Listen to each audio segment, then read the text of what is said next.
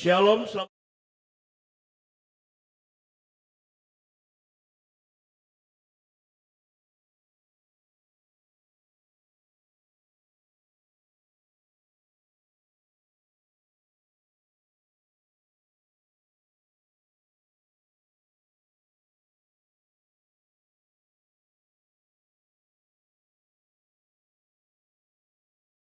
Sejahtera yang datang dari Tuhan. Mari semua buka suara, mengucap syukur kepada Tuhan, menyembah Tuhan dengan segenap hati, dengan segenap jiwa. Haleluya.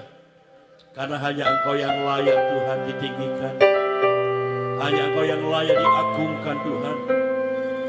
Raja di atas segala raja. Oh Jesus.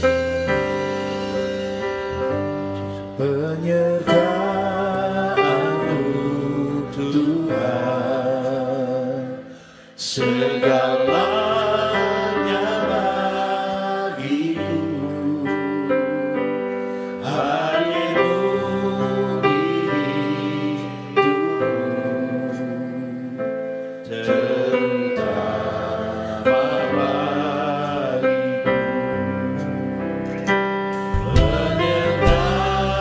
Penyertaan-Mu Tuhan, segalanya bagiku, hadirmu di hidupku, terutama bagiku.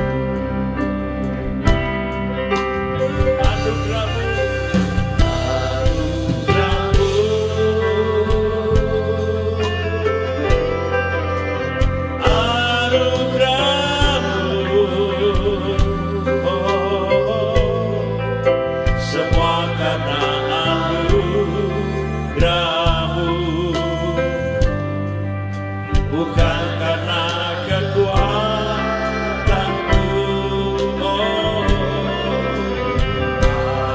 Anugerah-Mu,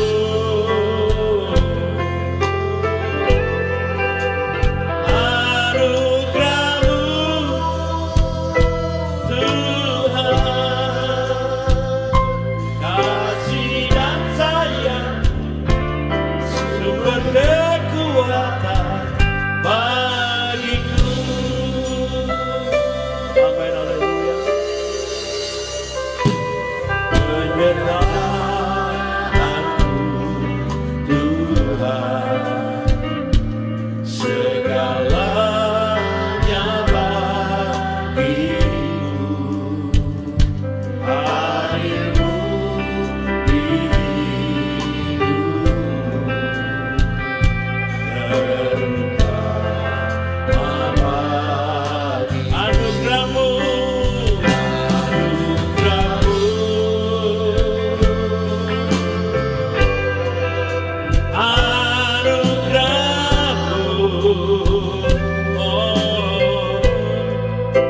Semua karena anugerah-Mu, bukan karena kekuatanku.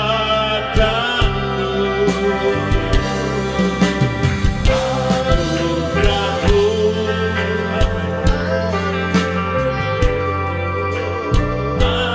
anugerah-Mu Tuhan, kasih dan sayang, sumber kekuatan bagiku. mari semua menaikkan pujian saudara. Buka suara kita terbaik. Katakan penyertaan-Mu Tuhan, segalanya ya bagi, hadirmu di hidupku, terutama bagiku. amin, haleluya. Anugerah-Mu,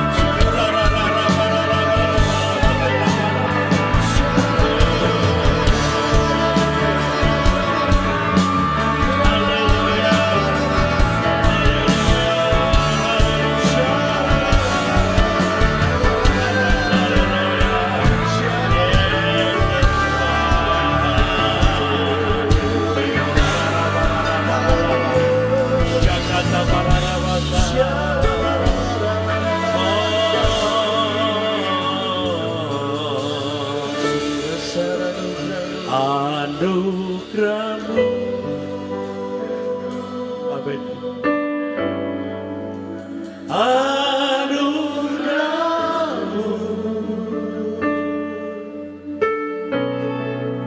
semua karena anugerah-Mu,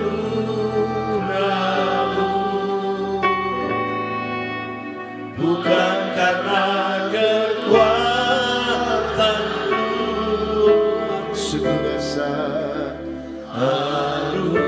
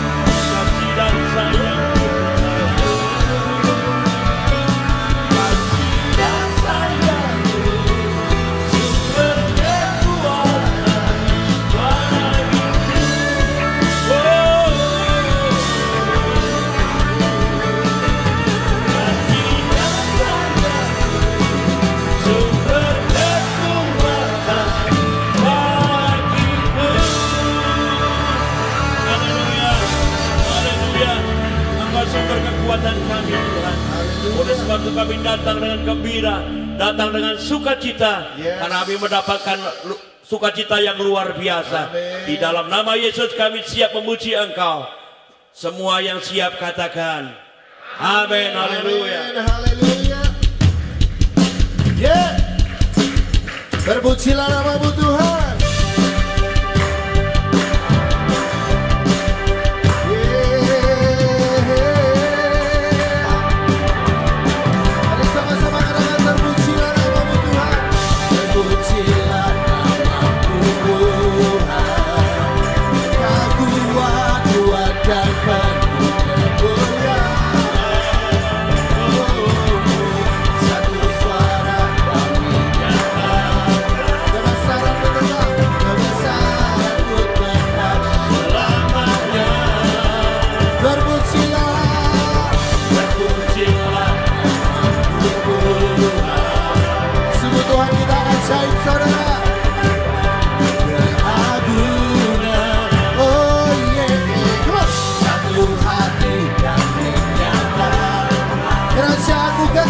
Kerajaanmu kekal selamanya. Oh, Engkaulah Raja, Engkaulah Raja atas dunia, yang menghancurkan kutuk dan membebaskan jiwa. Amin. Bersorak, bertepuk tangan. Engkau Tuhan percaya dan meminta untuk selamanya. Terpujilah nama-Mu Tuhan, terpujilah nama-Mu. Engkau ajaib dan penuh keagungan, ajaib dan penuh keagungan. Oh, satu hati kami nyatakan, ya, kerajaanmu kekal selamanya. Haleluya. Oh, sebab Engkaulah Raja, katakan Engkaulah Raja atas dunia, yang menghancurkan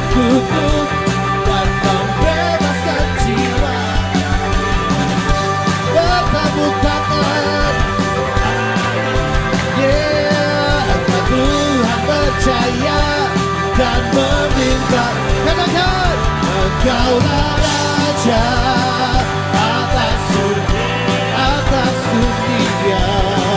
hancurkan kutuk dan membebaskan jiwa.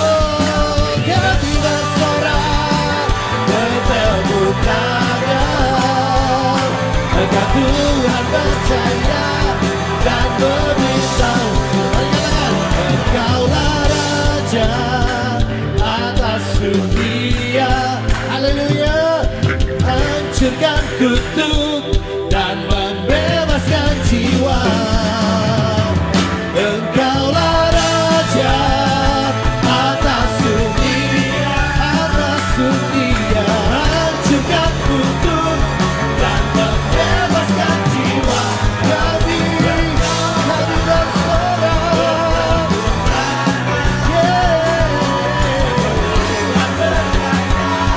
dan memberitahu Tuhan. Semoga Tuhan percaya dan memberitahu Tuhan. Semoga Tuhan percaya dan memberitahu Tuhan. Haleluya, haleluya. Berikan sorak-sorai meriah bagi Tuhan kita Yesus. Haleluya. Saudara percaya Tuhan kita perkasa, amin. Amin. Dialah pembela hidup kita. Apapun yang kita alami saat ini, tetap percaya Tuhan beserta dengan kita. Haleluya.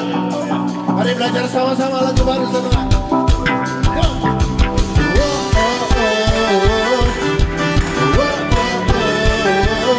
Yo.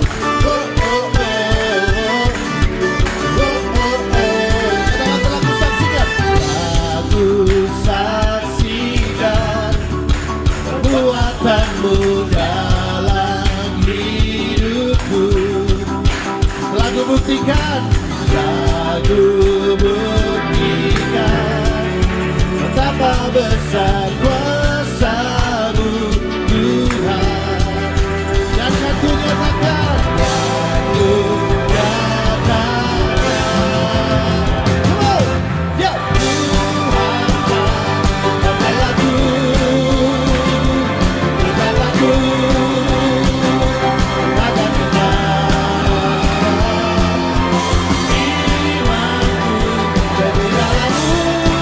akan Yesus Tuhan Raja di pihakku. Yo. Yo.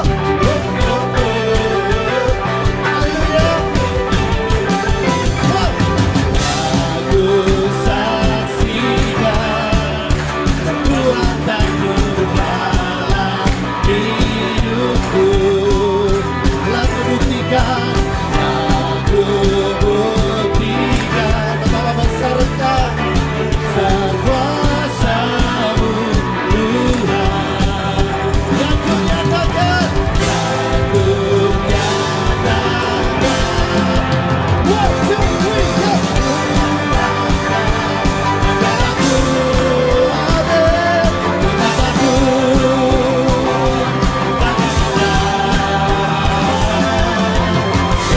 imanku, pembelaku. Yesus Tuhan Raja di pihakku. Haleluya. Sebab Tuhan Raja pembela kita, amin. Kita tak perlu takut menghadapi segala sesuatu, karena kita percaya Tuhan ada beserta dengan kita. Dia tak pernah meninggalkan setiap kita, saudara. Haleluya. Mari katakan, hatiku bersuka. Hatiku bersuka penuh, jiwaku memuliakan-Mu. Ku mau bersorak bagi-Mu, ku mau tinggikan nama-Mu. Kau berjalan di depanku, bergerak hatiku, amin. Takkan ku sisaku, Tuhanlah kemenanganku.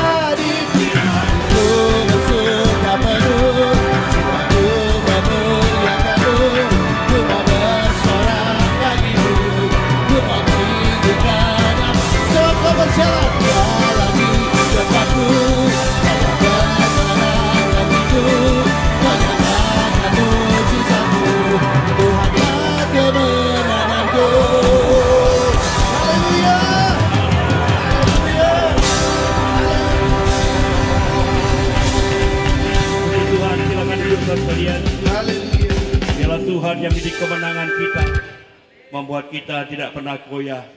Terus percaya hanya kepada Tuhan. Walaupun dunia berubah, tetapi kasih setia Tuhan tidak pernah berubah atas setiap kita, orang-orang yang percaya kepadanya. Haleluya Tuhan. Sampai detik ini Tuhan Kau tak menolong kami Tuhan. Sampai saat ini kami ada di tempat ini Tuhan. Kasih-Mu tidak pernah berkurang dalam hidup kami. Oh haleluya Yesus, haleluya Bapa. Walau dunia berubah, namun kasih-Mu Tuhan tetap sama di hidupku. Kau setia dalam setiap rencana-Mu, ku percaya hidupku dalam tangan-Mu. Walau dunia berubah, namun kasih-Mu Tuhan tetap sama di hidupku. Kau setia dalam setiap rencana-Mu, ku percaya hidupku dalam tangan-Mu. Sampai detik ini ku melihat penyertaan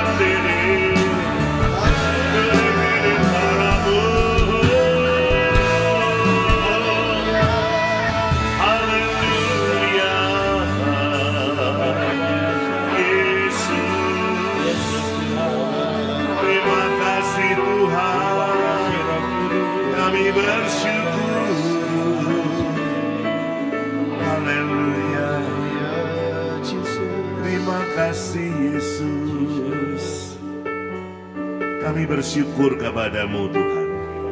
Engkau Bapa yang setia, yang selalu mengasihi kami dalam keadaan apapun sudah. Engkau tidak pernah meninggalkan kesetiaan-Mu kepada kami. Kami seringkali berbuat kesalahan di hadapan-Mu, tapi pengampunan-Mu tetap Kau berikan kepada kami. Saat kami datang dengan kesungguhan hati, kami mau bertobat, kami mau berubah, dan Engkau yang memberikan kepada kami pengampunan yang sempurna. Terima kasih Tuhan Yesus. Pagi hari ini kami belajar firman-Mu. Jamah setiap kami dengan kuasa firman-Mu. Kami yakin Kau ada di sini bersama dengan kami. Karena firman-Mu berkata, 2 orang berseru atas nama-Mu Tuhan, Kau hadir di dalamnya. Kami percaya Kau ada di sini Tuhan. Biar hadirat-Mu kuat menguasai kami semuanya. Kami mau dengarkan firman-Mu dan kami percaya Roh Kudus yang menolong kami. Untuk kami mengerti, memahami firman Tuhan. Dan Roh Kudus yang memampukan kami untuk kami melakukan dalam kehidupan kami hari lepas hari. Terima kasih Tuhan, ibadah ini milik-Mu, kepunyaan-Mu, berkuasalah atasnya. Dalam nama Tuhan Yesus Kristus, kami sudah berdoa, kami mengucap syukur, dan kami sambut firman-Mu dengan sukacita. Dalam nama Tuhan Yesus Kristus yang siap menerima firman Tuhan, mari katakan bersama, amin. Silakan duduk kembali Bapak Ibu Saudara sekalian. Shalom. Belum kompak. Shalom.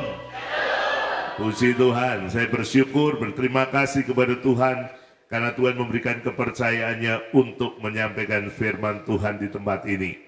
Saya percaya setiap kita hari-hari ini sangat membutuhkan firman Tuhan lebih daripada yang lalu. Amin.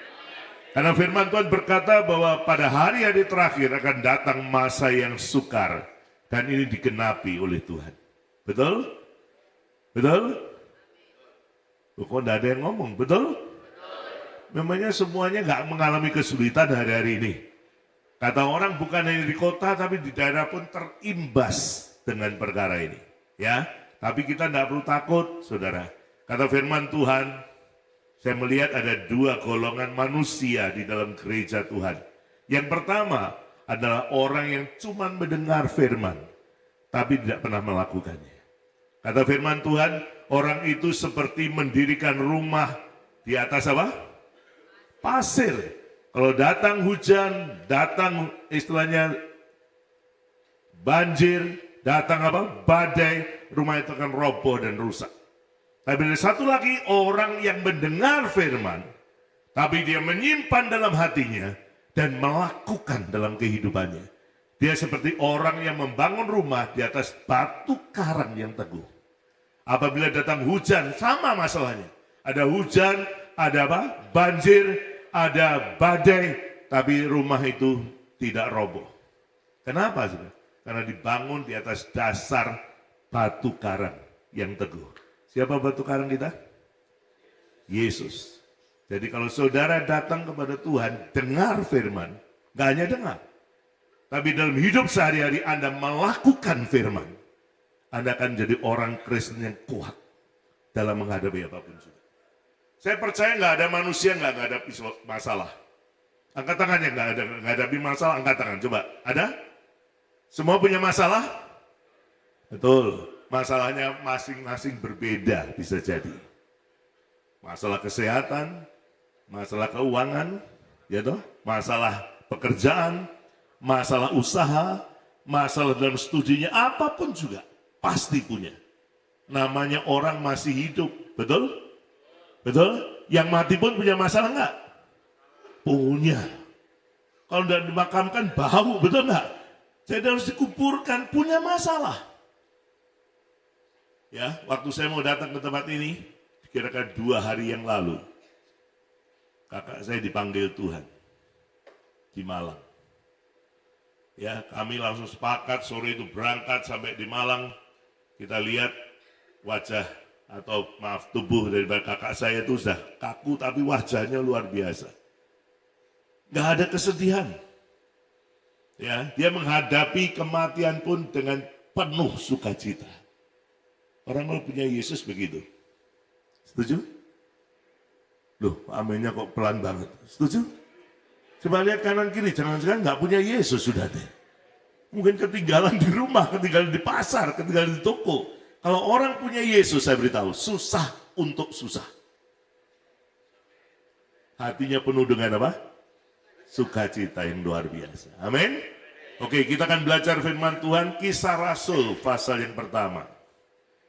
Kita melihat firman ini. Ini yang seringkali didengung-dengungkan beberapa waktu yang lalu, tapi belakangan ini agak sepi. Ya, tentang kebenaran ini. Kisah Rasul pasal yang pertama, ayat yang ke-11. Saya tidak khotbah tentang kenaikan Tuhan Yesus, tapi ada satu perkataan Tuhan yang begitu luar biasa perlu kita perhatikan lewat malaikat yang menyampaikannya. Ya, dikatakan, "Hei orang-orang Galilea," ayat 11 berkata begitu ya. "Dan berkatalah kepada mereka," yaitu malaikat itu, "Hei orang-orang Galilea." Lebih enak membaca di sini karena lebih besar, lebih jelas ya. Oke, dikatakan demikian. "Mengapakah kamu berdiri melihat ke langit? Yesus ini yang terangkat ke surga meninggalkan kamu," perhatikan kalimat ini penting, "akan apa? Datang kembali dengan cara yang sama seperti kamu melihat dia naik ke surga." Tema firman Tuhan pada hari ini mengingatkan kita, Yesus akan datang kembali. Ingat baik-baik. Bukan sebagai bayi. Kalau Yesus datang sebagai bayi, Anda seringkali nipu dia. Ya, tidak percaya contoh. Kalau mau Natalan bulan Desember, baik di rumah di gereja, itu pasti ada yang namanya pohon Natal, katanya. Katanya ya, sebutannya begitu. Saya nggak setuju, tapi katanya ya sudahlah. Pasti di bawahnya itu ada banyak bungkusan kado-kado yang bagus-bagus. Kertas kadonya maksudnya. Tapi dalamnya, loh kok sungkan ngomong, dalamnya? Kenapa?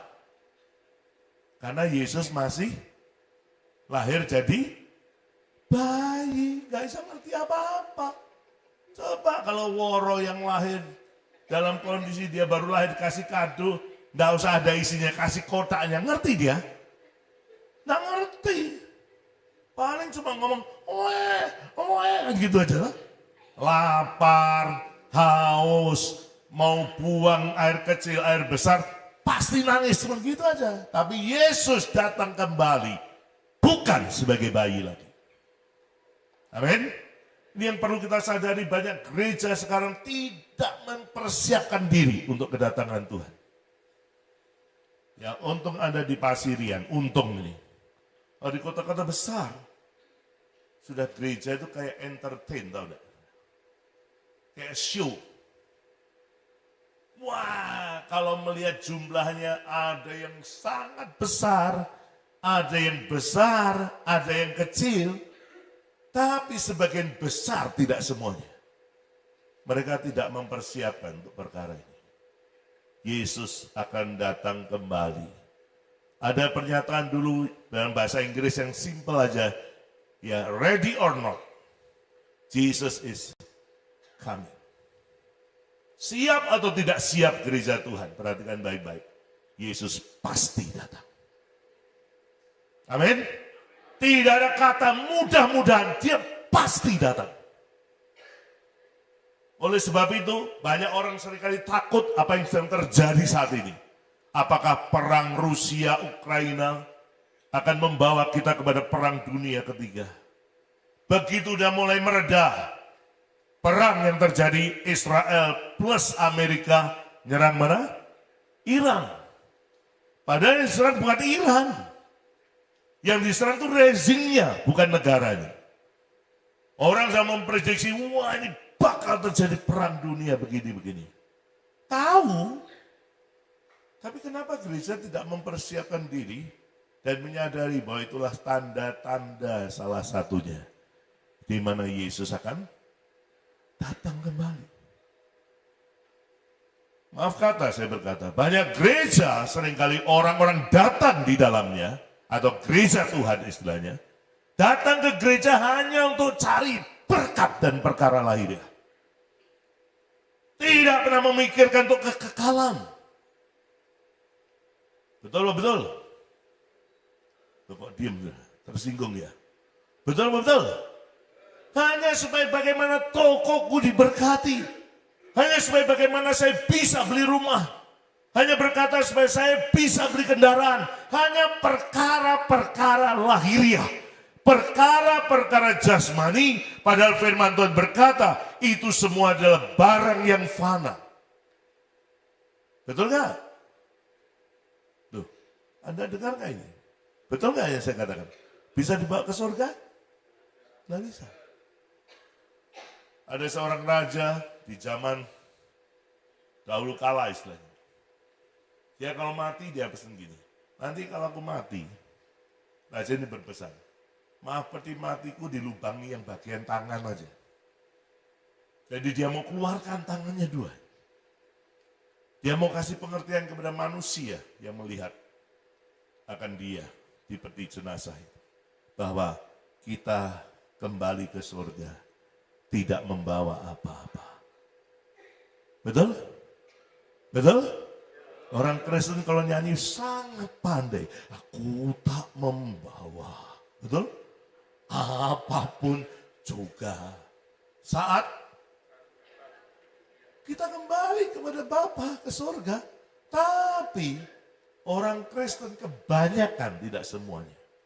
Yang dikejar hanya perkara-perkara lahiriah. Padahal Yesus akan apa? Datang kembali. Bukan jadi bayi, saudara. Tapi dia datang sebagai mempelai laki-laki bagi gerejanya yang adalah mempelai wanitanya. Dia juga datang sebagai hakim yang adil. Kalau hakim di dunia, maaf kalau ada Pak Hakim. Ya, perhatikan baik-baik. Hakim di dunia, perhatikan. Salah bisa benar. Benar bisa salah. Tergantung Siena, betul? Mana yang kuat? Kalau yang salah ngasihnya banyak dan kuat, maka kesalahannya dia bisa menjadi benar. Ada perkataan yang sangat menggelitik telinga saya beberapa waktu yang lalu. Kebohongan, kalau sering dikatakan akan jadi apa? Kebenaran, betul nggak? Pernah dengar itu nggak? Pernah benar nggak? Masa gak pernah denger? Rambut juga profesor kayak aku ya. Ya toh? Kebohongan kalau terus menerus dilakukan, maka kebohongan itu bisa jadi apa? Kebenaran. Tapi dasarnya tetap apa? Kebohongan. Saudara, oleh sebab itu Tuhan tidak menyukai itu. Yesus berkata dengan jelas, di dalam Injil Yohanes dia katakan begini, Tuhan tidak pernah ada kebohongan. Hanya iblis yang punya kebohongan. Karena iblis tidak pernah benar. Sampai kapanpun. Dia adalah bapak siapa? Pendusta. Amin. Berarti kalau yang suka bohong anaknya siapa? Tuh. Kurang keras. Kalau suka bohong anaknya siapa? Yang benar. Anda suka bohong nggak? Tuh, Anda jawab. Anda suka bohong nggak? Kalau Anda suka bohong berarti anaknya siapa? Loh kok pelan sekarang? Kenapa pelan? Takut ya? Kalau kita hidup di dalam kebenaran, Yesus berkata, akulah jalan. Akulah apa? Kebenaran. Dan akulah apa? Hidup. Kalau Anda mengaku artinya sebagai anak Tuhan Yesus, maka Anda akan berkata yang benar. Amin. Tapi kalau isinya tiap hari bohong, dusta, Anda katakan. Baik di sekolah, baik di tempat usaha Anda, baik di tempat pekerjaan, dimanapun Anda berada. Senangannya bohong. Anaknya siapa? Anaknya siapa? Tapi ngakunya anaknya siapa? Anak Yesus. Malu Tuhan, aku tidak pernah bohong, kata Tuhan. Sekali waktu saya nampung seorang anak muda waktu itu. Tinggal di rumah saya. Tidak pernah laki, perempuan pasti. Karena anak saya perempuan semua, istri saya juga perempuan, saudara. Asli. Iya, ya. Makanya perhatikan baik-baik. Saya rampung tapi khusus buat wanita. Kalau laki-laki, no.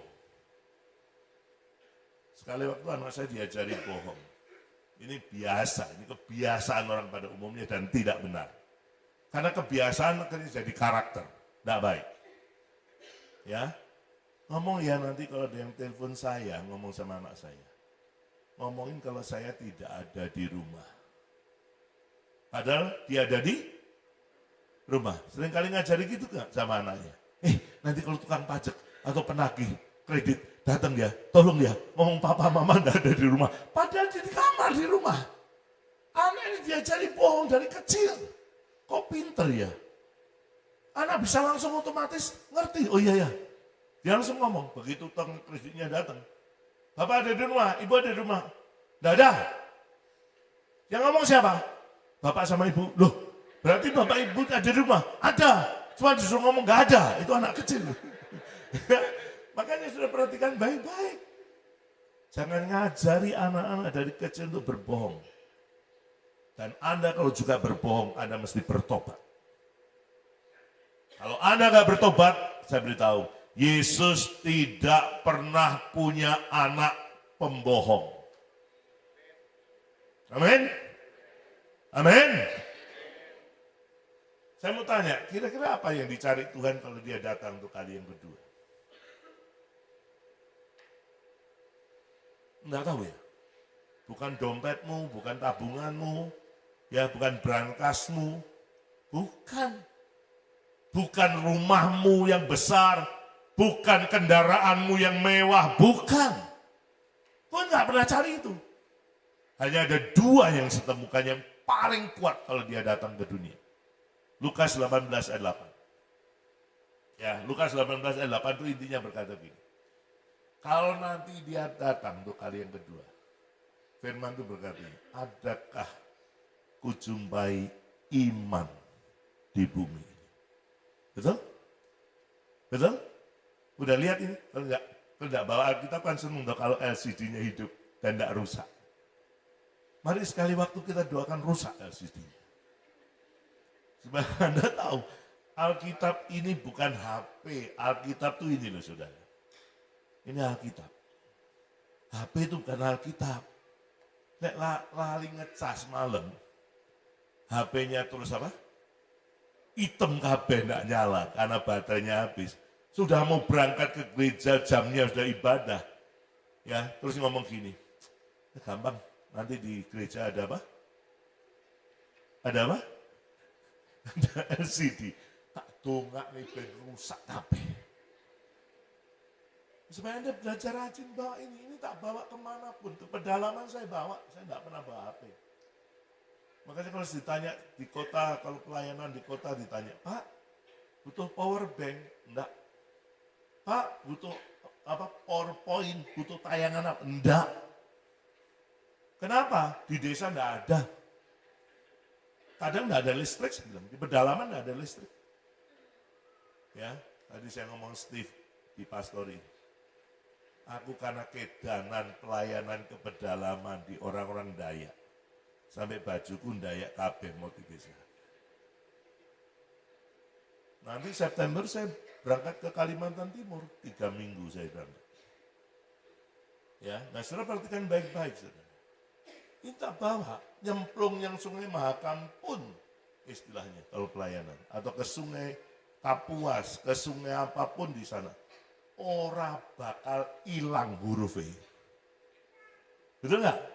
Handphonemu kecemplung banyu, apalagi kejegur di Sungai Mahakam, mbok golek ora iso. Metu-metu awakmu jerone boyo. Karena tidak bisa dicari. Akhirnya butek.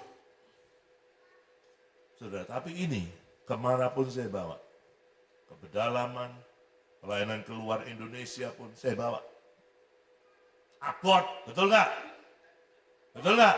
Salah satu alasan kenapa Anda tidak membawa Alkitab Anda, kenapa handphone Anda, handphone saya bawa, saya taruh di meja itu.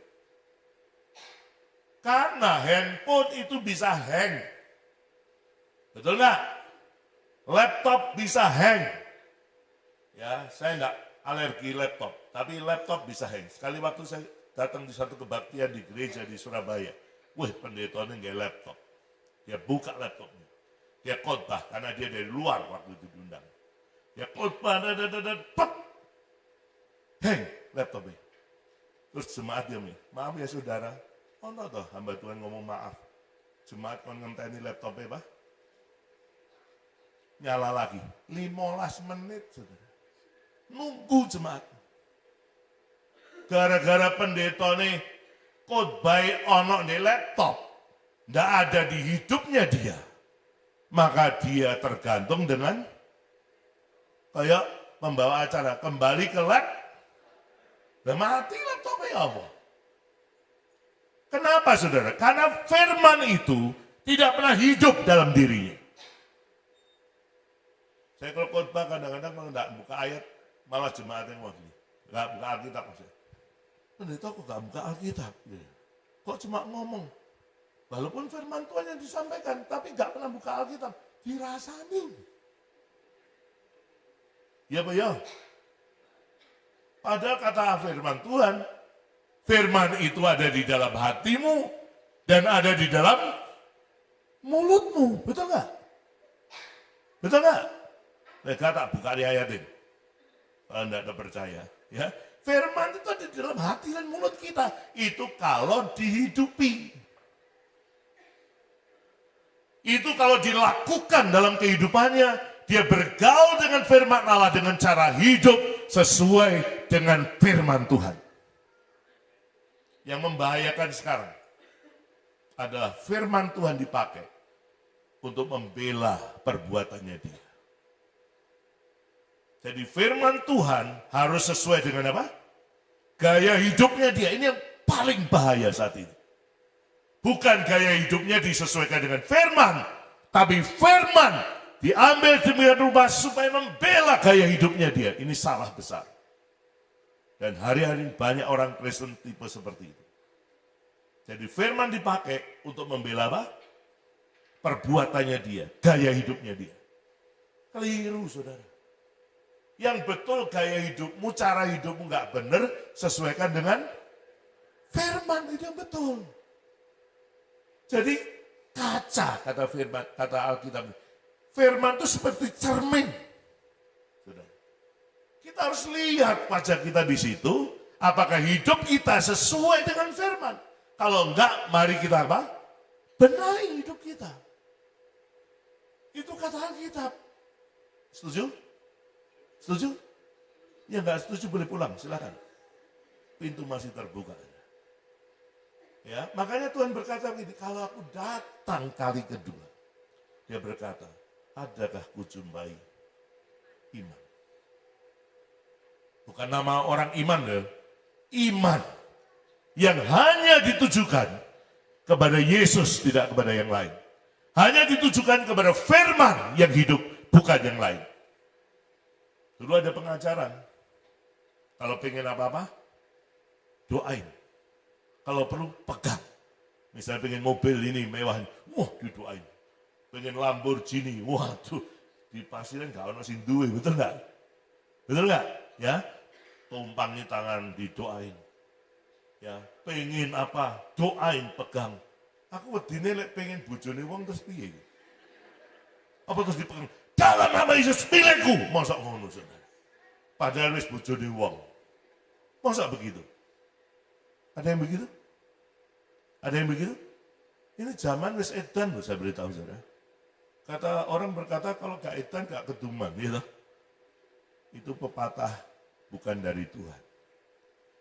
Tidak pernah Tuhan ngajari begitu, tidak ada ayatnya. Dasar ayatnya tidak ada. Yang ada itu kita doa sama Tuhan, berharap sama Tuhan, minta pertolongan Tuhan, imannya ditujukan kepada Yesus saja. Saya mau saksi ini. Bulan Desember yang lalu saya nggak punya duit terus terang untuk beli tiket pesawat ke Kalimantan. Padahal saya harus berangkat ke Kalimantan untuk pelayanan Natal di pedalaman. Ya. Terus ngomong saya sama anak saya, non, belum bisa beli dulu ya tiketnya. Kenapa, Bi? Duitnya nggak cukup. Bukan kenapa, uangnya nggak cukup. Saya punya uang cuma 1 juta sekian, tiketnya 2 juta 300 sekali terbang. Saya doa setengah 4 pagi, saya berdoa. Saya ngomong, Tuhan, aku mau ke Kalimantan. Tuhan mau utus saya kemanapun saya pergi. Ya, terus saya bilang gini, tapi duitku nggak ada untuk beli tiket ke sana. Selesai, amin. Setengah 9 saya ditelepon teman saya. Pak, kapan berangkat ke Kalimantan? Loh, kok dia disuruh Tuhan tanya begitu, saya pikir. Saya bilang, oh masih 10 hari lagi kira-kira. Tapi saya nggak bisa dan nggak pernah beli tiket, besok mau berangkat, hari ini beli enggak. Pasti sebelumnya, seminggu paling lambat. Oh gampang Pak, loh gampang piye kamu? Gampang Pak, duit tiketnya tak bayari. Wah, kaget aku sudah. Padahal dia kalau ngasih uang saya nggak pernah lebih dari 2 juta. Kamu mengasih saya? Iya. Dalam hati ini, paling ngakai podo, biasanya ngakai cuma 1 juta. Paling begitu. Terus dia tanya, pira sih Pak rego tiketnya? Sekali terbang 2.300.000. Oh cukup loh, kaget aku. Loh kok cukup? Maksudnya saya transfer lebih dari itu Pak katanya. Ini buat beli tiket. Sungguh dah dalam hati, tenang lagi. Jangan-jangan dia cuma membuat hati saya seneng aja sehingga saya bisa tetap berangkat. Saya pikir gitu hati saya. Nggak tahunya jam 12. Di HP saya transfer berhasil. 2,5 juta dia kasih. Berarti bisa beli tiket? Ya untuk pergi. Anak saya bilang gini, Pi, kok beli berangkatnya pulangnya enggak? Dalam hati, duitnya sopo pulang. Kalau duit saya bilang, enggak nanti aja. Karena papi nanti pulangnya pun belum tahu tanggal berapa. Nanti lihat kalau sudah di Kalimantan, mereka jadwal sampai tanggal berapa, pastinya baru nanti pesan tiket. Sementara dari saya diberi Tuhan 2,5 juta lewat orang ini. Terus jalan sampai hari H. Ada orang transfer, Pak, ada berkat untuk pelayanan. Titik, 15 juta saya dikasih. Tapi langsung beli tiket Pak PB. Enggak, kenapa? Karena belum tahu jadwalnya tanggal berapa saya harus pulang. Jadi saya hanya tahu berangkatnya, pulangnya nggak tahu tanggal berapa Mas. Nanti tunggu sampai di Kalimantan Barat. Oke, anak saya berkata, baik Pi, Pak tunggu ya, tapi kabari ya tanggal berapa Pak Pi mau pesen tiket. Oke, di Kalimantan, di pedalaman loh, saya ono sinyal, ya tiba-tiba bunyi HP saya. Tak buka, loh ada transferan lagi, ternyata di pedalaman pun Tuhan tahu. Saya dikasih berkat lagi. Akhirnya dia bilang, puji Tuhan, terima kasih Tuhan. Begitu teman saya menetapkan tanggal saya balik. Baru saya ngomong anak saya, non, tanggal sekian Papi balik. Pesawat pertama paling pagi dari Pontianak ke Juanda. Nanti Papi berangkat dari tempat itu jam 1 subuh. Papi naik travel berangkat ke sana. Saudara, Tuhan itu luar biasa. Amin. Amin. Saya tidak pernah minta sama siapapun, tidak pernah. Walaupun ada orang-orang yang memang punya saudara saya, tapi saya tidak pernah minta. 1 rupiah pun tidak pernah minta. Sebab sejak saya terima panggilan Tuhan tahun 81 yang lalu, saya ngomong sama Tuhan, Tuhan, saya kerja sama Engkau. Berarti yang gaji siapa? Yang tanggung jawab siapa? Tuhan. Jadi kalau ada apa-apa ngomong sama siapa? Halo? Ngomong be siapa? Ngomong mbek dulurmu dinyek kowe. Ngomong mbek kancamu direndahkan Anda. Jarene Yesusmu hebat. Lah kok utang? Lah kok nyileh, betul enggak? Saya kalau apa-apa ngomong sama Tuhan. Ngomong sama anak bisa? Bisa. Anak saya udah kerja semua, orang bilang, "Ah, enak Pak, anaknya kerja kabeh, pasti Bapak dapat berkat Tuhan." Ora. Anakku ora pernah ngekei sarepes pun bukan karena dia jahat, karena dia punya iman yang besar kepada Tuhan. Dia berkata, Tuhan ini Bapakku, sik sanggup ngopeni Bapakku. Ingat baik-baik ya, imannya harus ditujukan kepada siapa? Yesus, jangan yang lain. Jangan berharap kepada yang lain, kata firman Tuhan, terkutuklah orang yang mengandalkan manusia. Betul nggak? Tapi berbahagialah orang yang mengandalkan siapa? Tuhan. Ingat baik-baik saudara, hari-hari sangat parah sekali. Karena saya lihat bahwa kemajuan teknologi begitu luar biasa. Itu sudah ditulis dalam kitab Daniel. Coba perhatikan, nggak percaya. Kita lihat kitab Daniel pasal yang ke-12 ayat 4. Tayangin aja, kali ini diampunilah. Tayangin di LCD. Ya, perhatikan baik-baik.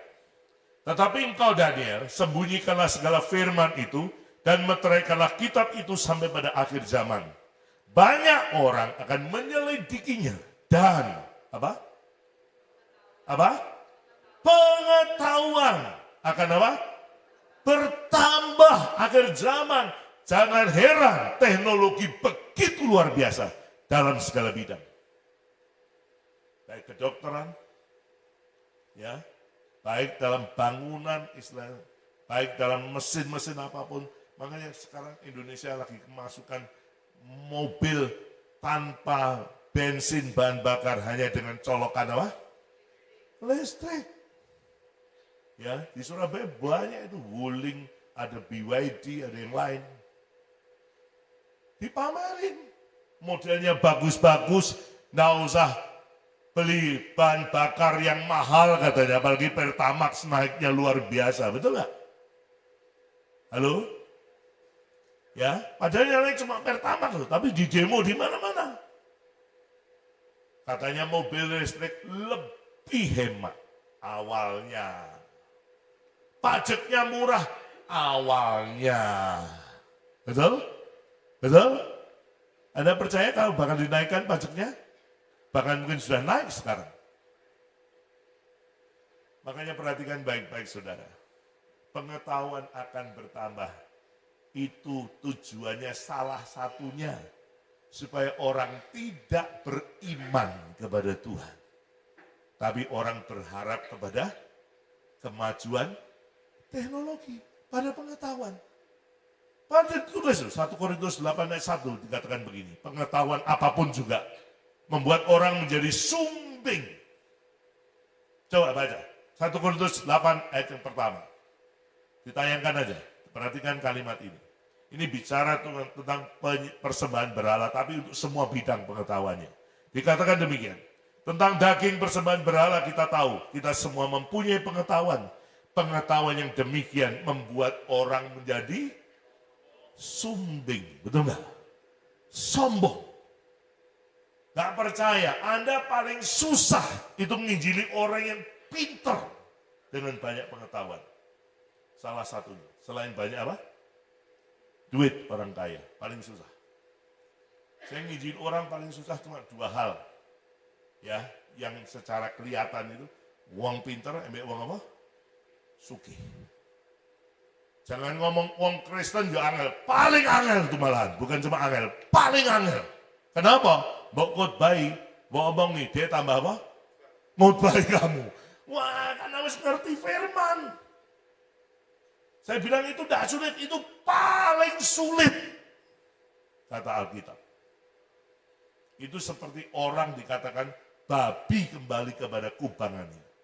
Dan anjing kembali pada muntahnya. Ada tahu muntah?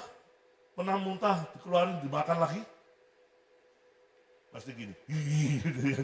Jijik. Orang Kristen banyak gitu. Udah ngerti kebenaran, penuh Roh Kudus, kembali berbuat yang gak benar. Gue injili, gue diinjili balik, tak percaya jalan. Aku les bolak balik menghadapi orang begini. Makanya perhatikan baik-baik ini. Jadi pengetahuan akan firman Tuhan. Kalau jadi apa? Jadi knowledge saja, pengetahuan.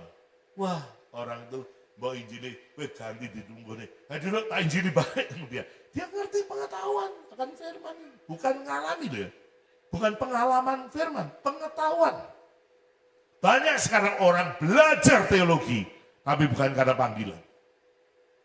tapi pengen ngisi otaknya dengan apa? Pengetahuan. Tuhan tidak butuh itu. Tuhan butuhnya begini. Kamu dengar firman kata Yakobus 1 ayat 22. Jadilah pelaku-pelaku firman. Bukan jadi pengetahuan. Anda kok tegang rasanya? Berarti banyak orang pinter yang gede kerasa gue ya. Sing khotbah sing goblok dewe ya. Anda pinter we. Orang penuh dengan pengetahuan buat dia sombong. Saudara. Membuat orang jadi gak bisa percaya kepada Tuhan. Misalnya dalam hal medis. Oh, enggak usah doa. Udah ada zamannya doa. Sekarang alat-alat kesehatan canggih luar biasa. Cancer enggak perlu lagi dioperasi. Di China udah ada alat yang bisa menyembuhkan cancer katanya. Itu cuma katanya, betul nggak? Tapi firman Tuhan berkata, kalau Anda doa dalam nama Yesus dengan sungguh-sungguh, tidak ada yang mustahil bagi Anda. Amin? Amin? Tuhan bicara begitu, bukan cuma bagi Tuhan, bagi orang percaya. Tidak ada yang mustahil. Makanya prinsip saya pribadi dengan Tuhan. Pengetahuan boleh bertambah. Kita tidak boleh berkata, waduh semua dosa aja. Enggak. Boleh, enggak salah. Tapi ingat, iman tetap harus tertuju kepada Yesus. Kalau saya doa untuk orang yang sakit, ya, saya punya jadwal doa sendiri tiap hari. Untuk orang yang sakit, orang yang misalnya punya hutang banyak, saya jadwal semua. Orang-orang itu nanti saya doain. Jangan pernah percaya dengan pendeta yang berkata begini, bohong besar. Saudara ada yang punya hutang di sini, maju ke depan. Saya akan berdoa supaya hutang Anda lunas. Pendeta goblok gitu. Oh enak hutang didoain lunas. Kabeh pengen apa? Pengen didoain, kerja. Kenapa? Karena firman Tuhan berkata kalau kamu mau makan harus kerja. Oh, so pakai ayat burung di udara tidak menabur. Dian saudara. Itu kalau Anda sudah tidak bisa bekerja. Betul enggak? Tapi kalau Anda masih bisa bekerja, tapi M-A-L-A-S, apa itu? Males. Yojo gaya ayatiku saudara. Oh bunga di padang, tidak meminta. Oh dihiasi Tuhan begitu elok. Dan orang Kristen malas tak tutup. Kerja. Supaya kamu menghasilkan sesuatu, betul gak? Nah dari hasil yang kamu dapatkan, bisa kamu sisihkan untuk nyaur utang. Sampai ono pendeta ngomong undangan aku. Tak temonani. Aku pengen roh. Utangnya pirang miliar didoakan lunas pengen roh. Gak bakal. Sampai dunia bolak-balik, jungkir balik, dia pun gak akan terbayar. Mesti apa? Kerja. Amin. Hei pemalas, dengar firman ini. Tidak ada ayat burung di udara kalau kamu males. Nggak ada ayat bunga di padang. Nggak ada. Yang ada 1 Tesalonika atau 2 Tesalonika yang berkata, kalau kamu mau makan harus apa?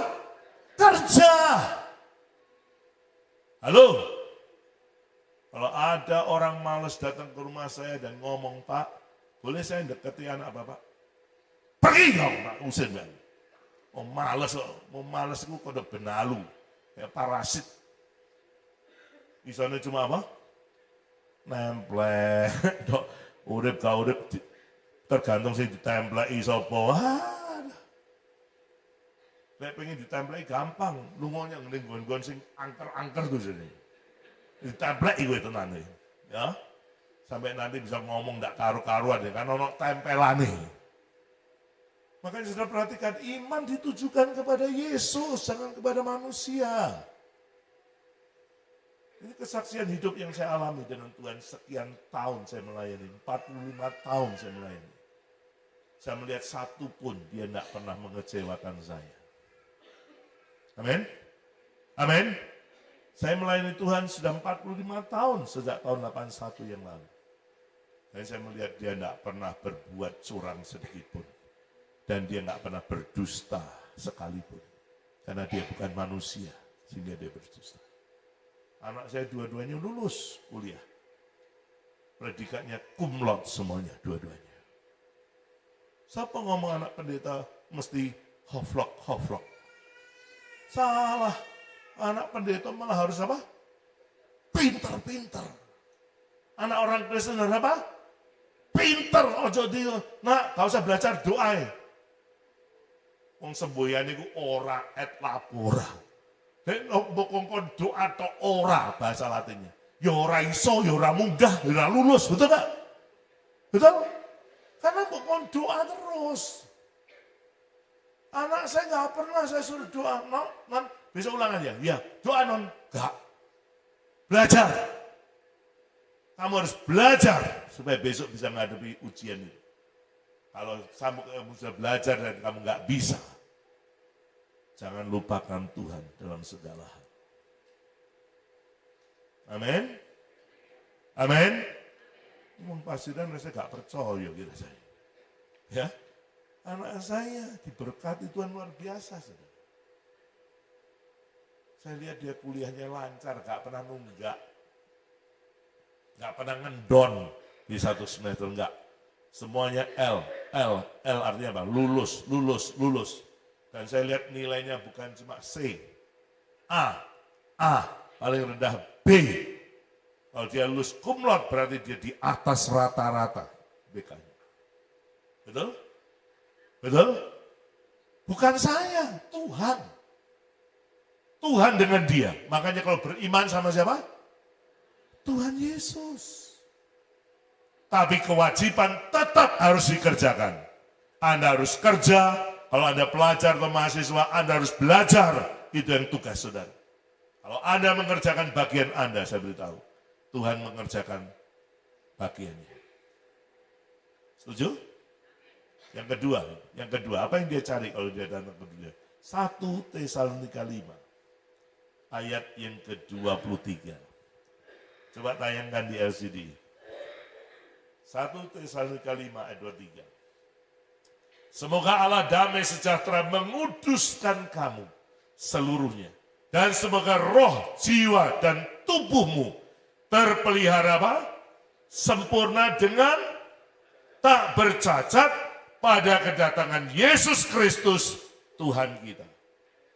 Saya mau tanya dulu, siapa di sini kalau ada pakaian kotor, dicampurkan jadi satu dengan pakaian yang bersih? Ada? Pakaian kotor ditumpuk jadi satu dengan pakaian yang bersih. Iku jenenge lek ono iku jenenge wong edan. Tahu enggak? Ya, piring bersih dicampur sama piring kotor, dijadikan satu, dirak begitu. Iku jenenge wong edan. Enggak ada ceritanya. Barang bersih dicampur dengan barang kotor, itu tidak ada. Oleh sebab itu, kalau dikatakan dalam 1 Petrus ayat 16, tolong tayangan, dia tahu. 1 Petrus 1 ayat 16 dulu. Ya, tolong ditayangkan. Oke? Dikatakan apa? Sebab ada tertulis. Apa itu? Bukan kudus ya. Apa? Kuduslah kamu, sebab kata Tuhan, aku kudus. Nah gitu, wong Kristen itu di ngomong ini gitu terus gak iso, gitu. Gak iso, gak mungkin. Wong Kristen diomongin ini kurang ajarin ngomong gak mungkin, gak iso, terus ngomong ini angel. Betul gak? Minggu ngomong terus tak ngajarin ini. Prok, ayo jadi apa? Nek kowe gak belum jadi hidup kudus, kowe pengen dadi apa? Prok. Tolong ya, ayo mau jadi apa? Anda enggak mau kudus? Anda enggak mau kudus? Loh, Om Pasiran enggak belum kudus loh. Mau kudus enggak? Sing bener. Gak ngomong angel, gak mungkin, gak iso, gak ngomong gitu. Lihat ayat 15, tolong tanya ayat 15, 1 Petrus 1 ayat 15, perhatikan ini. Ini luar biasa ayat ini. 1 Petrus 1 ayat 15. atasnya. Tadi kan 16 ini, yang 15. Tetapi hendaklah kamu menjadi kudus di dalam apa? Sebagian seluruh hidupmu. Ini perhatikan kata-kata ini. Seluruh, bukan sebagian. Ya, seluruh hidupmu sama seperti siapa? Dia. Siapa dia? Yesus. Amin. Amin. Dikatakan yang kudus yang telah memanggil kamu.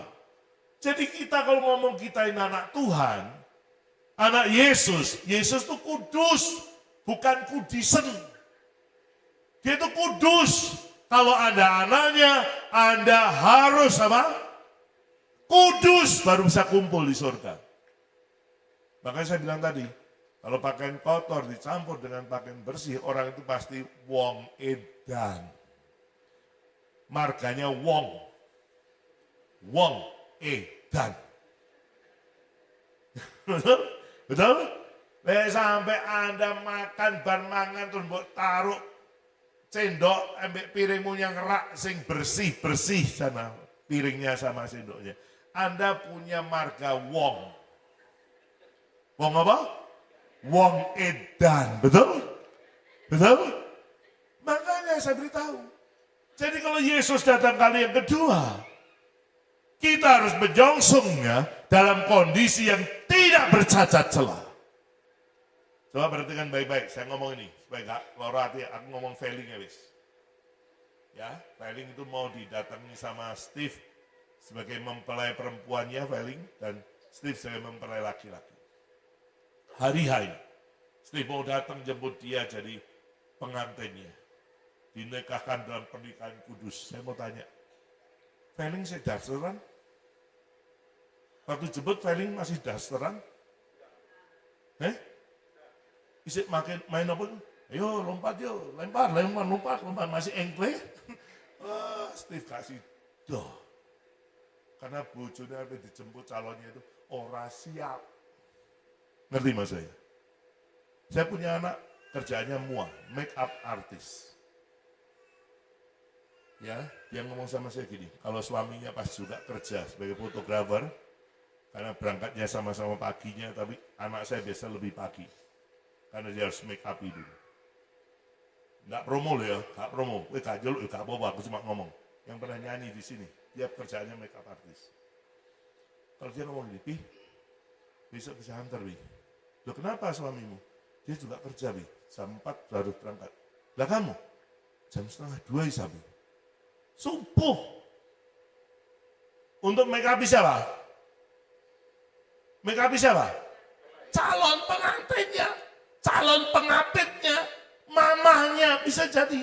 Jadi kabeh disiapno semua. Nanti kalau pada hari atau waktunya ditentukan, ada temu pengantin. Bukan kayak di desa ya, mantene teko, gelar apa? Kloso, klosone bedah dan macam-macam. Bukan begitu. Iku lek woro lah niku. Ya. Nah, saya percaya pihak pengantin wanita pasti mempersiapkan diri. Dipacai, didandani supaya kelihatan rapi, bersih dan maaf kata ayu. So sampai mantene wedok ganteng. Bahaya LGBT. Ya, saya percaya pasti. Feeling begitu, oh hari ini akan nikah, tanggal sekian, bulan sekian. Dia pasti dandan. Dulu saya waktu mau menikah istri saya aja berkata begini. Dari pihak salonnya berkata, Pi, aku mesti datang 2 bulan sebelumnya. Kenapa? Mau dirawat dulu wajah ini. Supaya tidak ada gunung berapi. Maksudnya bersih, kalau jerawat dan sebagainya. Supaya bersih. Jadi dipersiapkan, Anda juga begitu dengan saya, amin. Amin. Kita ini mempelai wanitanya. Harus mempersiapkan diri mau dibersihkan oleh firman Tuhan. Apa kata firman Tuhan? Jangan berkata begini. Pendeta ini khotbah misalnya. Kenceng keras. Anda berkata ini. Oh ngerasani aku. Wah ini masih diorder pendeta ini. Aku diserang ini. Duh, sing nyerang lu sopo? Aku gak bawa stand gun. Gak bawa loh. Gak mau nuklir. Gak mau rudal loh. Itu karena Tuhan mau bersihkan kita. Setuju? Setuju? Karena Anda dan saya adalah calon pengantin wanitanya. Dan Yesus mempelai apa? Laki-lakinya. Didandani. Anda perhatikan dalam Yohanes 15, itu bagus sekali ya. Kalau ada ranting yang berbuah diapakan? Diapakan? Kalau ada ranting yang berbuah diapakan? Dibersihkan. Itu firman-Nya. Supaya apa? Makin banyak buahnya. Itu firman Tuhan. Jadi kalau Anda terima firman yang keras buat Anda, ojo ngomong ini, wah pendetanya sentimen ya. Wah, berarti Anda tidak mau dibentuk. Wah, ini mesti diomongi pendetanya tentang aku gini-gini. Kau nasi ngomongi. Amin.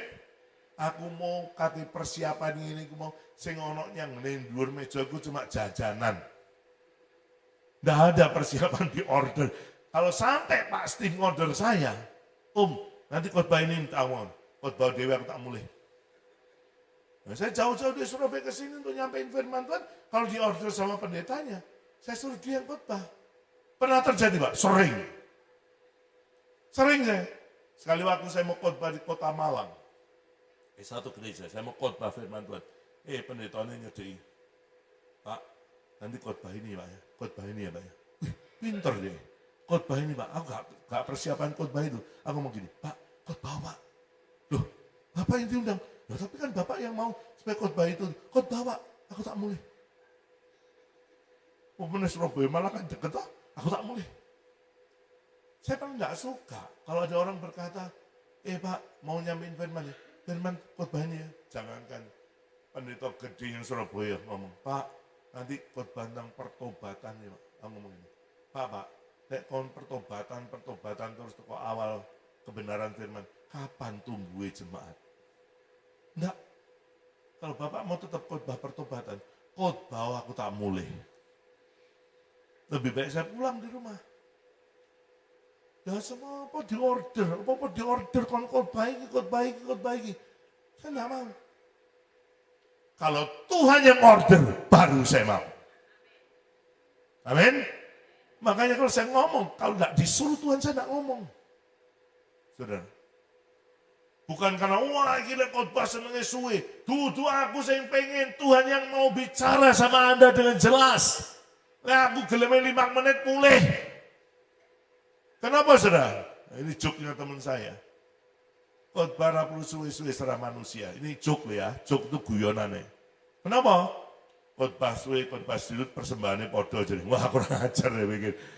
Itu orang yang melayani karena melihat petanya aja. Saya enggak. Kamu kayak ya wis urusan mbak Tuhan. Tuh, kalau saya ke pedalaman kayak apa? Amin. Amin. Oh, jangan bengong loh. Kalau saya di pedalaman, mereka mau kasih ya puji Tuhan, enggak kasih ya puji Tuhan. Urusan mbak Tuhan. Bukan sama saya. Saya enggak pernah peduli. Aku sudah ongkos mulai woro, jadi kamu kayak pun tak apa-apa aku mulai. Gak bakal berantang aku. Ya, makanya tidak usah tergantung dengan begitu. Kalau Anda ditegur Tuhan, itu berarti Anda dikasihi oleh Tuhan.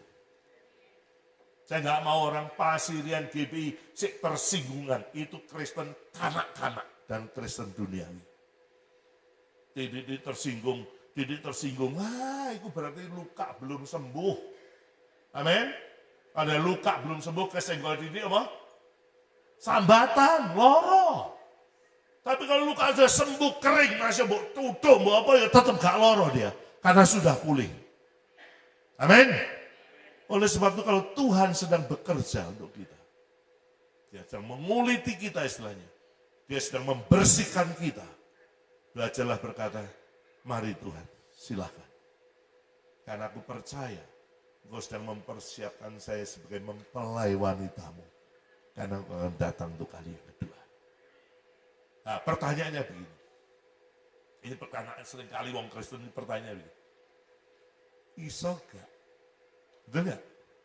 Bisa gak? Saya mau tanya, jemaat Tuhan di tempat ini. Anda hidup kudus, bisa gak? Separuh ya, yang lain ngomong, oh kita masih manusia. Lah gak manusia katanya dadi opo? Prok. Dadi opo?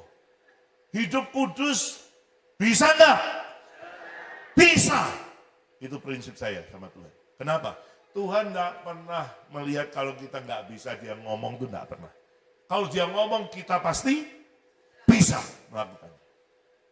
Coba ya, bukan karena kita loh ya, bukan karena diri kita, bukan. Anda berkata, wah kita secara manusia gak mampu Pak. Iya betul, tapi bisa. Karena perhatikan ayat ini. Yohanes 14, kita perhatikan. Yohanes 14 ayat yang ke-16, satu ayat ini. Tolong, tayangkan. Yohanes 14 ayat 16. Aku akan minta kepada Bapa, dan Ia akan memberikan kepadamu seorang? Kira-kira sama dengan yang itu enggak ya? Yang di Kejadian. Waktu dia mau dan lihat Adam, sak noire Adam delok jaran iso kawin, gitu. Sapi iso kawin, kok dia gak iso kawin istilahnya, ya. Maka Tuhan berkata, aku akan memberi dia seorang apa? Penolong. Bukan perongrong. Istri kalau perongrong berarti salah ini. Ya, Tuhan ngomong seorang apa? Yang merongrong ada di sini. Maju tak doa no. Mau ngono akeh pendeta ya doa. Saya perlu gak usah tumpang tangan, tumpang sikil sekalian. Istri itu jadikan apa? Nah. Kalau Tuhan katakan bahwa aku memberikan kepadamu seorang penolong yang lain, supaya ia menyertai kamu, kapan? Ini hebat nih firman. Bukan 1-2 tahun, bukan 5 tahun, 10 tahun, selama-lamanya. Roh Kudus diberikan Tuhan kepada kita untuk menolong kita kapan? Selama-lamanya. Ada pendeta berkata, oh Roh Kudus bekerja pada zaman rasul-rasul. Sekarang sudah tidak bekerja lagi. Ku pendeta goblok gak ngerti firman ini. Kalau dia ngerti firman ini, dia akan berkata, Roh Kudus tetap bekerja sampai hari ini.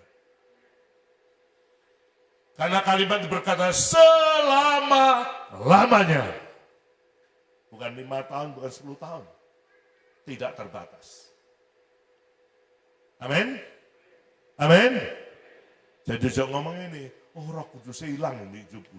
Orang ono Roh Kudus hilang ini gak ono. Roh Kudus itu ora pernah tersesat. Sing sering tersesat siapa? Kita. Roh Kudus gak pernah tersesat. Wah, Roh Kudusnya dia hilang. Dede lakukan jalan dia, keliru deh. Mestinya dia gak pernah keliru. Roh Kudus tidak pernah berbuat salah. Setuju? Saya mau tanya dulu. Di gereja Tuhan tempat ini, Lek. Tuhan Yesus terangkat ke surga, terus pencurahan Roh Kudus. Ono enggak 10 hari doa untuk kepenuhan Roh Kudus? Ada enggak di sini? Ada? Hah? Mari ngono wis ya, 10 dina wis mari bar, mari ngono gak ono neh. Stop. Kenapa? Tutup. Roh Kudus wis tutup, Tuhan Yesus prakteknya tutup. Engko tahun depan 10 neh baru buka prakteknya. Iku jenenge pame margane wong edan. Bukan begitu. Roh Kudus tiap hari. Tuhan senantiasa tiap hari mau memenuhi setiap orang yang rindu dipenuhi Roh Kudus. Amin. Dimanapun, kapanpun, dalam keadaan apapun, Tuhan mau membaptis Anda dengan Roh Kudus. Saudara, kalau Anda punya kerinduan. Setuju? Setuju? Loh, rasanya gak yakin ini mau pasti dia nih. Setuju? Semua sudah penuh Roh Kudus? Loh kok amin? Amin mulai kampung, gak mulai-mulai. Anda ditanya, Anda sudah penuh Roh Kudus semua? Kalau belum, rindukan itu. Dia penolong. Saya mau tanya, yang ditolong sama yang menolong, yang ditolong sama yang nolong. Misalnya. Kuatan sing di? Gak perlu aku. Sing ditolong, ya toh, penolongnya kuat mana? Berarti suami istri, siapa sing lebih kuat? Loh kok roh? Sebab Tuhan menciptakan seorang apa? Penolong. Tapi jok kurang ajar be bojomu. Walaupun Anda seorang penolong lebih kuat, delok nggak percaya di Alkitab yang ngomong soal keluarga ya, delok mesti ini. Hai istri-istri, apa? Tanduklah suamimu. Apa? Tunduklah. Yang mana yang betul? Tanduklah apa tunduklah? Kok pura-pura gak ngerti, cok wedi. Masih sing itu jahat ngomong terus terang. Saya mau tanya. Halo, jangan jadi sitkom suami-suami takut istri lo ya. Ojo. Tunduk apa tanduk? Gak jelas sih. Antara tunduk dan tanduk. Tunduk apa tanduk? Tunduk, bukan tanduk. Dan selalu dalam Alkitab, kalau bicara soal keluarga, kenapa disebut istri dulu, bukan suami? Anda harus tahu. Saya mempelajari firman Tuhan, saya bertanya, Tuhan, kenapa tiap kali bicara keluarga, kok mesti ngomongnya, hai istri-istri? Gak pernah, hai suami-suami, gak pernah. Selalu dimulai, hai istri-istri, gak percaya. Baca Alkitab dengan benar. Leka sampai ngerti itu. Wah, lihatan si Mandor ini. Panggilannya apa? Mandor ya. Iku pelajari Alkitab sampai entek rambutnya. Dia tetap percaya bahwa istri harus apa? Tunduk. Itu bicara authority. Tunduk beda dengan taat. Anda bisa boleh tidak taat sama suami kalau suami menyatakan sesuatu yang tidak benar. Betul? Betul? Misalnya suami ngomong, Bu, jegur sumur, Bu. Lah apa jegur sumur? Itu kan gak benar. Bu, nyemplung jurang, Bu. Gak benar itu. Bu, tolong ya, 2-3 tombok nomor, togel. Judi online sekarang. Wah, gak benar itu. Itu boleh Anda tidak taat, tapi tunduk, perhatikan. Harus. Tidak bisa tidak. Karena itu bicara soal otoritas. Dalam satu keluarga, suamilah kepalanya. Istri ada di bawahnya suami. Mana ada bangunan rumah, tiang itu ada di atasnya atap. Saya mau tanya, mau apa itu? Jadi rumah bangunan, atapnya di bawah, tiangnya di atasnya atap. Mau apa itu? Mau apa itu? Mau rusak itu, betul nggak? Makanya kalau istri mau jadi penguasa di keluarga, harusnya suami yang jadi penguasa, dalam arti pimpinan. Pasti rumah tangganya hancur.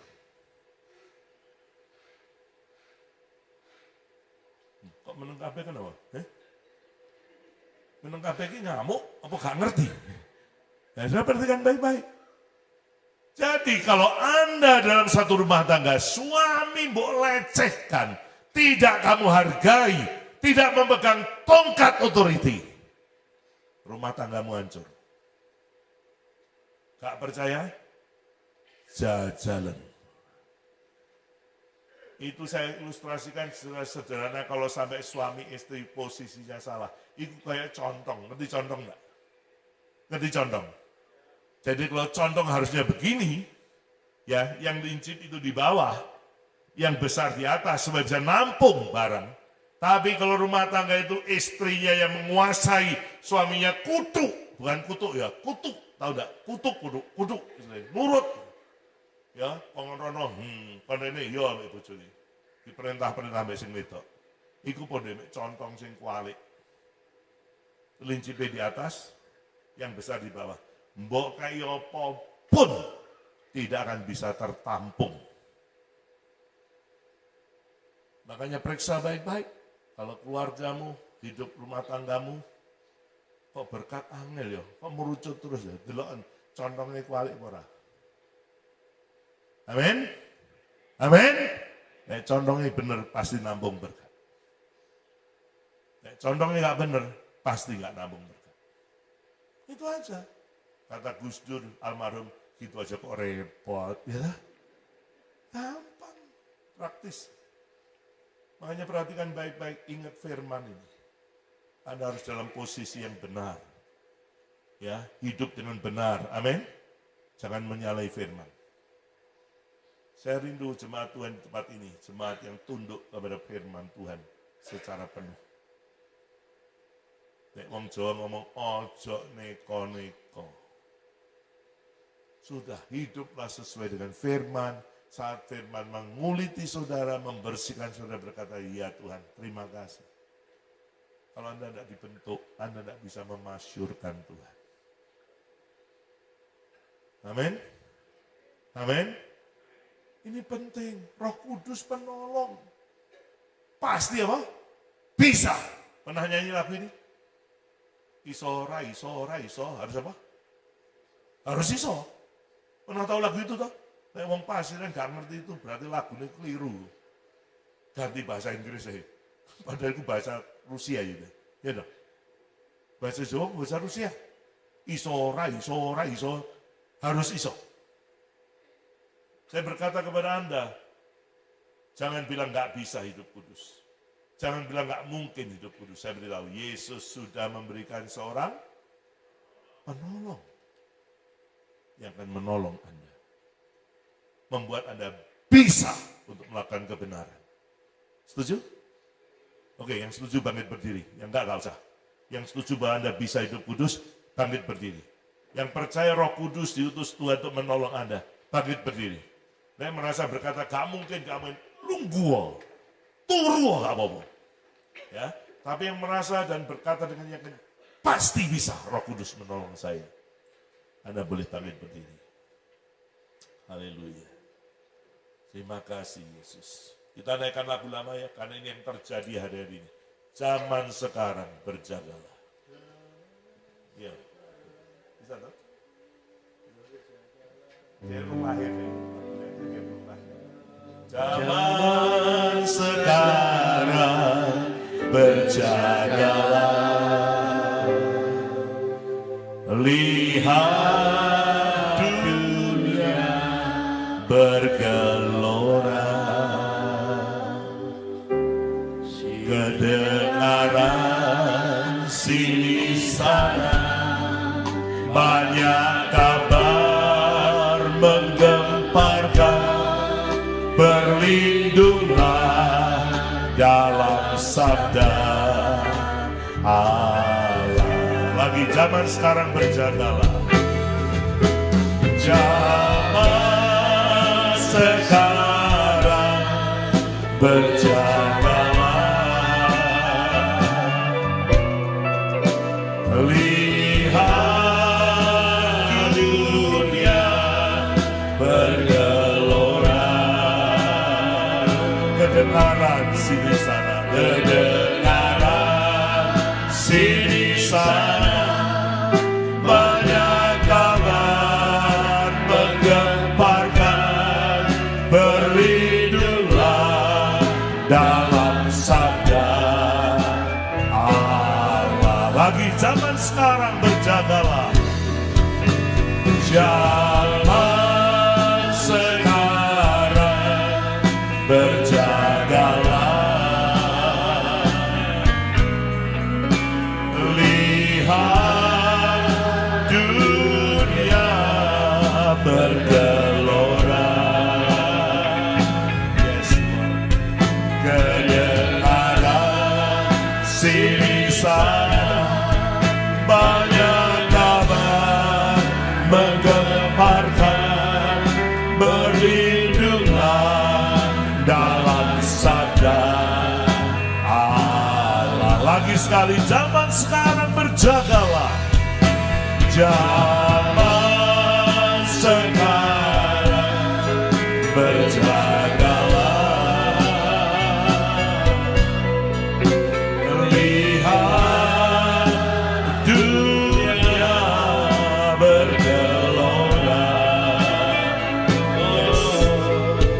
Kedengaran sini sana banyak kabar menggemparkan. Berlindunglah dalam sabda Allah.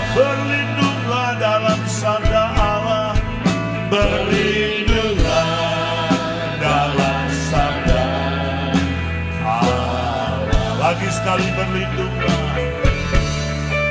berlindunglah dalam sabda Allah.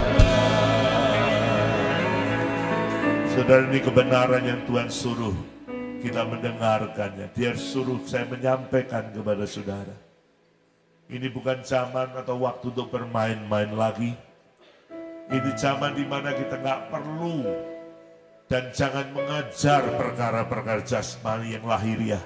Semua itu sifatnya fana.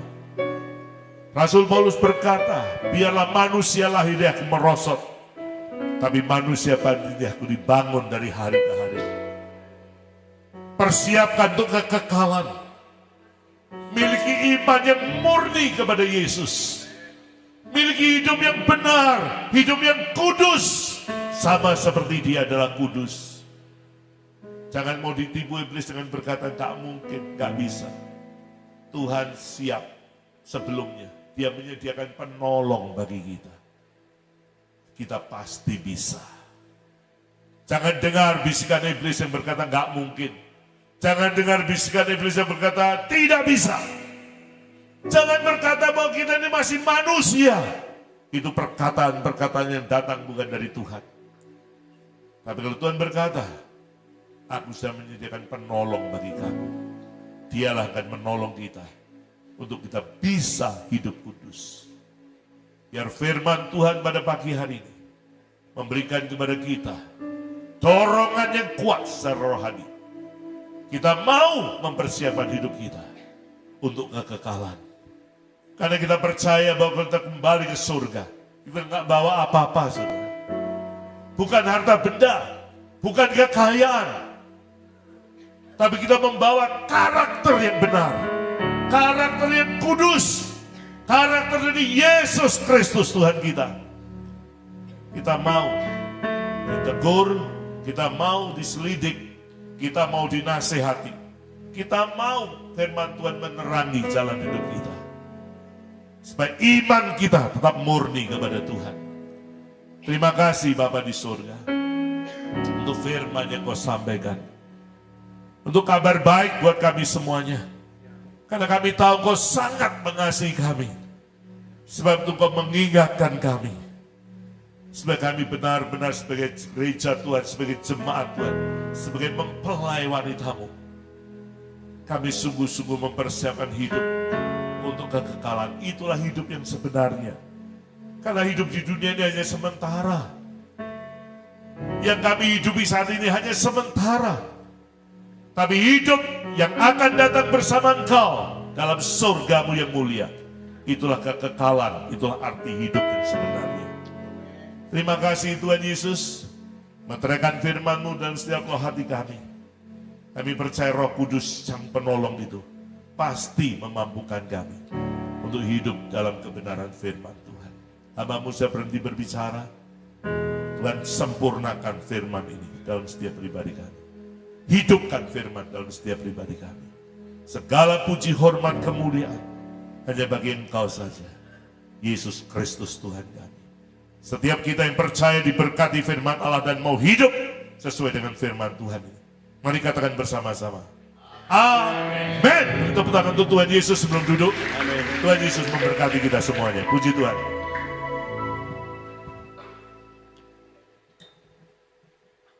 Puji Tuhan, kita akan berikan persembahan saudara sekalian.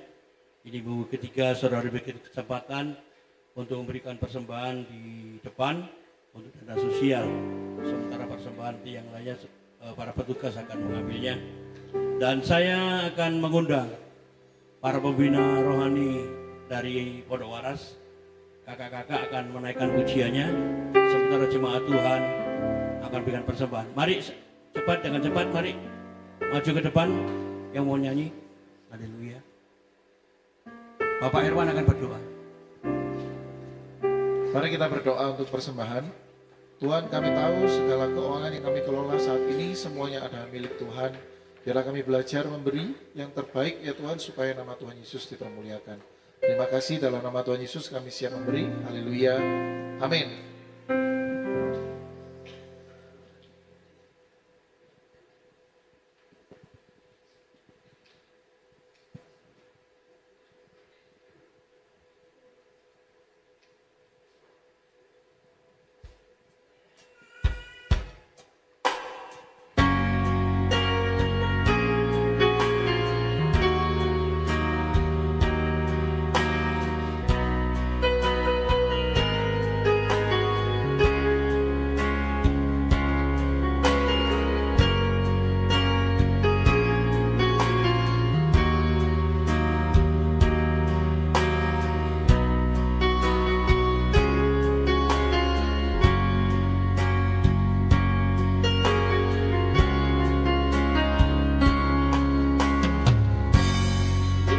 tak jauh dari Yesus.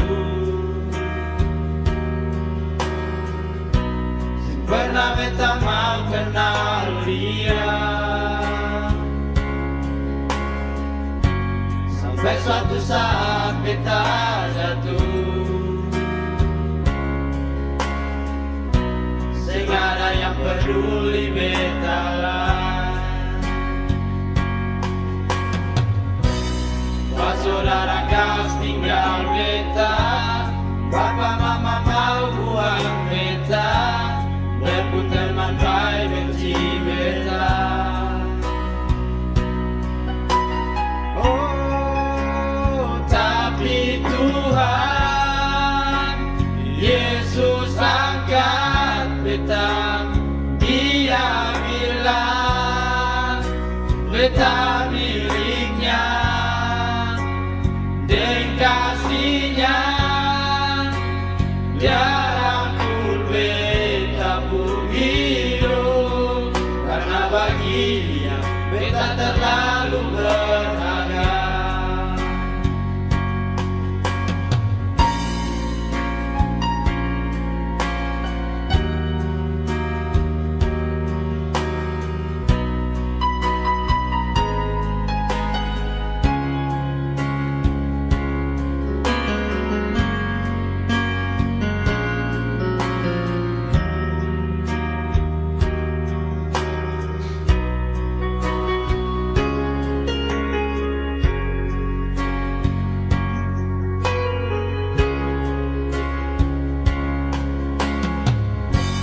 Dulu beta jauh dari Yesus,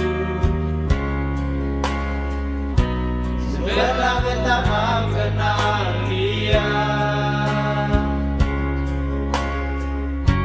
sampai suatu saat beta jatuh. Sehingga ada yang peduli beta lah. Pas saudara gas tinggal beta, Bapa mama mau buang beta, berpun teman baik benci beta. Oh, tapi Tuhan Yesus angkat beta. Dia bilang beta miliknya, dan kasihnya dia rangkul beta pun hidup. Karena bagi dia beta terlalu berharga. Oh, tapi Tuhan Yesus angkat beta. Dia bilang beta miliknya, dan kasihnya dia rangkul beta pun hidup. Karena bagi dia beta terlalu berharga. Karena bagi dia beta terlalu berharga. Karena bagi dia beta terlalu berharga.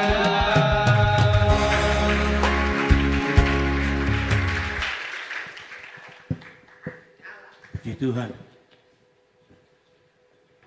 Berikutnya nanti Bapak Yamson sama Bapak Lili Goli akan tampil beraya minggu depan.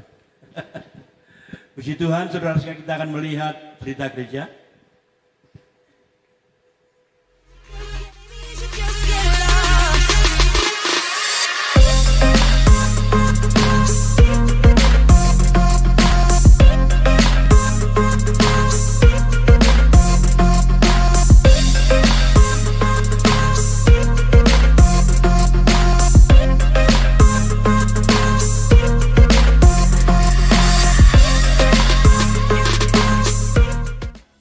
Siapkan hati kalian buat dibentuk di Youth Camp 2026.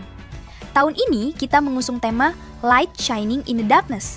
Bersiaplah untuk mengalami perjumpaan rohani yang seru pada tanggal 29 sampai 30 Juni 2026 bertempat di Gaga Arum.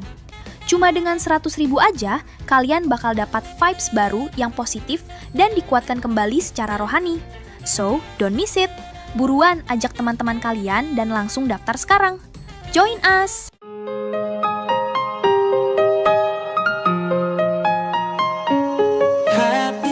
Saudari Nanda Asia Jamil, Saudara Afriwati Dasyova, Ibu Sri Juniati, Bapak Gideon Yulianto, Bapak Jeffrey Aditya Nurdiansyah, Saudari Novita, Bapak Aris Krisnanto, Ibu Jasko Layantara, Saudari Clarissa Syera Adian, dan Ibu Ngatini. Selamat ulang tahun, sehat selalu, dan Tuhan membuat segala yang dikerjakan menjadi berhasil.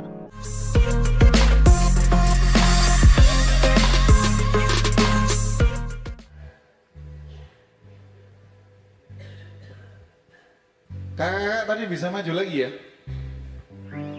Silakan ya. Mari maju. Para pembina tadi. Ayo, yang nyanyi ayo, tadi ayo. disuruh ke depan sama Bapak Sip.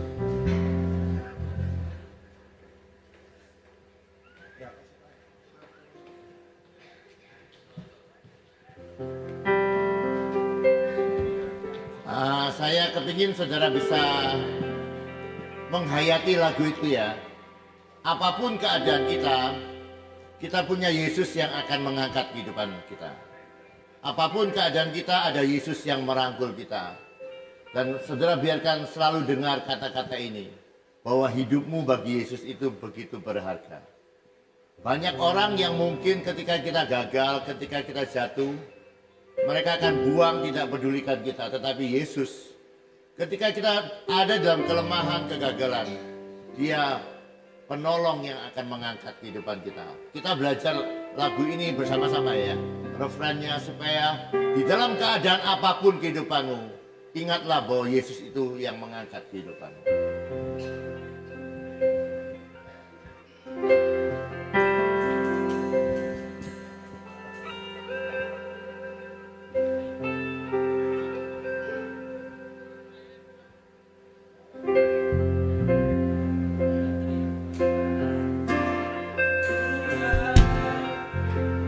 Yesus angkat kita, Dia bilang kita miliknya, dengan kasihnya Dia rangkul beta pun hidup, karena bagi Dia kita terlalu berharga.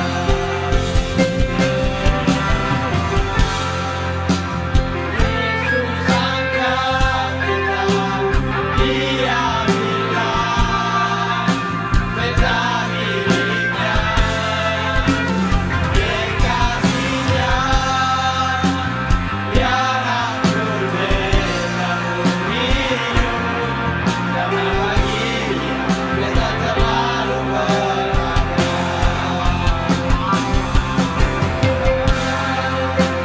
Yesus angkat kita, Dia bilang beta miliknya, dengan kasihnya Dia rangkul beta pun hidup, karena bagi Dia beta terlalu berharga. Karena bagi Dia beta terlalu berharga. Karena bagi Dia beta terlalu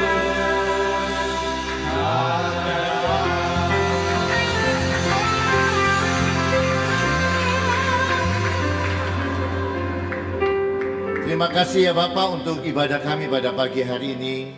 Kami boleh menikmati hadirat-Mu, mendengarkan isi hati-Mu. Kami boleh memuji, menyembah Engkau. Kami percaya janji-Mu, siapa saja yang datang kepada Engkau akan pulang dengan upah. Kami percaya Engkau menyembuhkan yang sakit, membebaskan yang terbelenggu, dan biarkan kami pulang dengan berkat-berkat daripada-Mu. Mari angkat tanganmu, demikianlah firman Tuhan yang tidak pernah gagal. Tuhan memberkati engkau dan melindungi engkau. Tuhan menyinari kau dengan wajahnya dan memberikan kau kasih karunia. Tuhan menghadapkan wajahnya kepadamu dan memberikan engkau damai sejahtera. Yang percaya terima berkat dan berkatan. Amin. Selamat pulang, Tuhan memberkati.